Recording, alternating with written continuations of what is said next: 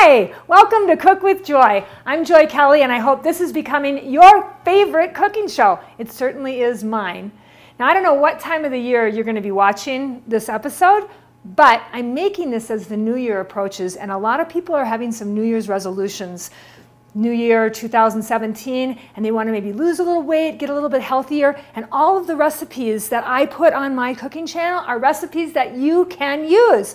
I know we got a little carried away for Christmas, but we're going to make some really healthful recipes in 2017, and we're going to start off your day with a tofu scramble. One thing a lot of vegans miss when they start to eat a more plant-based diet is they miss having scrambled eggs in the morning, or they wonder, what am I going to have for breakfast besides oatmeal? This is an awesome dish that I kind of stole out of Chandra Moskowitz's cookbook. It's called Vegan with a Vengeance, and it's an awesome cookbook. Highly recommend it. But I've made my own version, and she really recommends that you do as well. So the main ingredient, of course, is going to be tofu. You can get sprouted tofu, firm tofu, soft tofu. I like firm tofu and I like sprouted, but I couldn't find any, so I'm using just the regular firm. And then I'm going to use this array of veggies. The more veggies you can get into this dish, the better it's going to be for you. The tofu is just kind of the filler, and I'm going to show you how we can kind of make it look like eggs as well. But I'm starting out with some mushrooms.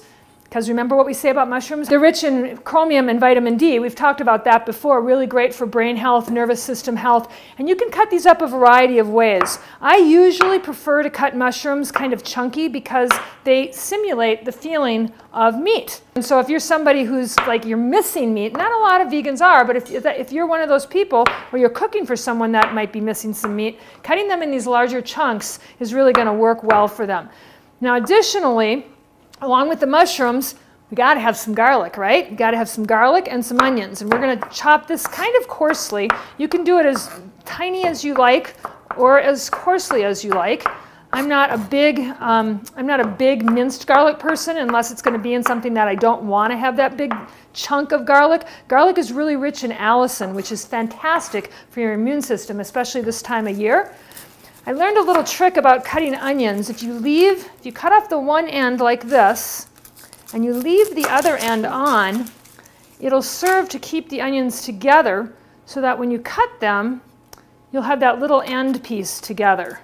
Do you know what I mean? Do you know what I mean, Derek? Looks wonderful. Yeah? It doesn't look wonderful yet. It just looks like a bunch of vegetables. These tomatoes, however, look wonderful. So we're going to cut this onion up pretty finely. Because what about garlic powder instead of garlic cloves? Well, if you're in a pinch, garlic powder would be okay, but anytime you can get the fresh garlic, like I don't even want to buy that stuff that's already peeled, because the more you process a vegetable or a fruit, the less nutrition is in it. So it's just way better for you to do it yourself, even though it's a pain in the butt. Now you could use a food processor, and you see behind me that I do have a food processor, but sometimes cleaning the food processor is more of a pain in the butt than actually chopping up the onions. So I'm going to forego the food processor with the onions. And we're just going to add those to the pan as well. Like I said, onions, garlic, and mushrooms, that's kind of my go-to. I'm going to definitely use those. You don't really have to put anything in the pan, but you could use some olive oil. You could use some Earth Balance if you wanted to, or you could use veggie broth. So my base of onions, garlic, and mushrooms, that's always going to go in my tofu scramble. The rest of the vegetables are really going to depend on what I have around, what's in season, what people that are coming like. I've got this red pepper I'm going to use, and remember what I say about the colors. The colors represent what the plant has to give you. So, peppers are out in the sun, the really hot sun, and so when you eat them, you get the red pigment, the lycopene, which helps to protect you from getting sunburned. It also helps to prevent prostate cancer. 40% of men get prostate cancer in this country. That is crazy, crazy, crazy, crazy. So make sure you're eating lycopene-rich foods like peppers. Now, see how I cut these a little bit bigger? And I like that too because they're going to stay crunchy even when I saute them. Let's go put this mess on the stove, and then we'll add the tomato and the spinach, which are a little bit softer. Did you take the seeds out? I did take the seeds out. Yes, I did. They're right. There weren't very many seeds. Okay, so we're just going to get this going on a pretty high heat to start, and see how beautiful it is. Now I've got a great big pan here, so I could probably serve 8 to 10 people out of this. And if you've got lots of people around, that's a great idea. If you don't have lots of people around, this stuff will actually stay for a couple of days and it'll make a really good lunch. You could make a dip. There's lots of things that you can do with a leftover tofu scramble. So I'm just going to let that get nice and soft and golden. And I'm going to cut up some soft things now that we're going to add to this that don't need to cook quite so long. And you know what? I think I probably should put a cover on this. Everything cooks faster with a cover, so that's great. All right, so let's go back and cut up the soft stuff. Okay, so that's all cooking, and I'm going to add tomato, but the tomato doesn't need to be in there for very long, and I don't like it to get really soupy because then it's kind of a mess. Now, Derek wants to know why I'm using an orange tomato. Why is it orange? Well, I'm using an orange tomato. He said, where's the tomato? And the reason I'm using an orange tomato is because I already have red with the red pepper. So this is going to add color. And whenever we add color, we're going to add more antioxidants, more phytochemicals, et cetera, et cetera. So look how, oh my gosh, this would be so good. Do you remember that tomato sandwich that I made? That grilled cheese? This would be so good on that. You made me eat the whole thing. Oh my gosh, and didn't we do like faux lox too? This would work perfectly for that.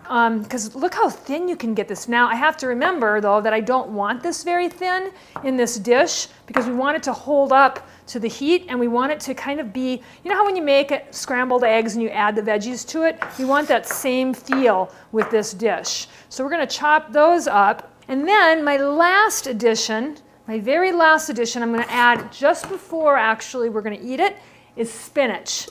And I love that you can get pre-washed, pre-packaged spinach now. Do you remember when you couldn't do that and there was like dirt on the stems and it would take you like forever to make a spinach salad? But I just bought some organic baby spinach in a little clamshell. I don't know if I like the clamshell part of it. I like the stores that you can actually put it into your own container. But we're going to add that to the end and then we'll add the tofu and we'll get it really nice and lovely. Okay, so now we're going to add the tomatoes, the spinach, and the tofu.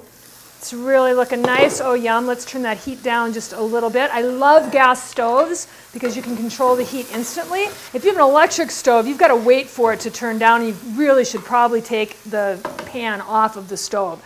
And we're going to add a little bit of spinach now, and I'm going to add a little bit of spinach. That's a little bit, by the way. That big handful, that's a little bit. And then we're going to add the tofu. Now, I like to get the tofu that comes in those little packages that are separated. Number one, you can use just a half of a package. You don't have to use the whole thing. We're going to use the whole thing. But say you were just making for yourself and one other person, you probably wouldn't want to use this whole block. But we're going to use the whole block, and we're going to kind of crumble it up as we put it in. And it's going to get a little bit juicy because there's water in tofu. We're going to shut this down just a little bit more. As I'm crumbling this up, I'm thinking to myself, we probably could have used soft tofu in this, which I never use soft tofu, but I think soft tofu would actually maybe look more like soft scrambled eggs. What do you think, Derek? I think I like what you're doing. You like this? Okay. All right. Then I'll just keep going with it. So you see how it's white? We really don't want to see white eggs, right? I mean, I guess some people like egg whites. I never have. If I'm going to eat an egg, I want the whole thing. But anyway, so it's white. So we have a couple of choices here. We can add some spices that are going to change the color and add more nutrition.